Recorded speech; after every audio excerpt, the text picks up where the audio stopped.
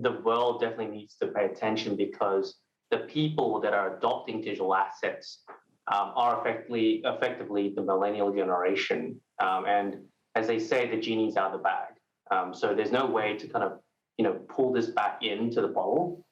It is what it is right now, and all regulators have to pay attention because everyone is adopting it. Almost everyone is adopting it. So the key here is, how do policymakers and regulators think about ensuring that they still have a governing system to their monetary policy, right, in terms of their local currency, and how do they deal with, cryptocurrency, which could, in essence, kind of conflict with their monetary policy as we kind of see, flows of funds going out or going from, local currency to cryptocurrency.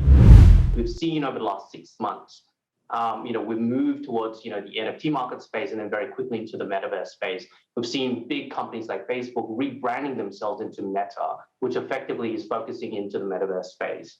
And so for a lot of the brands, what we've seen over the pandemic is that, we've seen multiple lockdowns and people are not interacting as much in the physical world. And now they're kind of moving into the virtual world. So the question is, how do we, create a virtual world that everyone can coexist, and for the brands to be able to be omnipresent, in that space versus in the physical space. So I think this is a really kind of important, thematic that is, evolving very, very quickly. So the key is, how do businesses and also the government is able to evolve with the changing times. When you ask me the question of, how, for someone who hasn't got into cryptocurrency, what advice would you give them?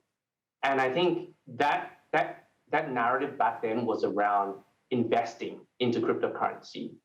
But the narrative now has ultimately evolved. It's not just about investing into cryptocurrency, but how do you interact with it? Whether it's in art form or whether it's in the metaverse form, right?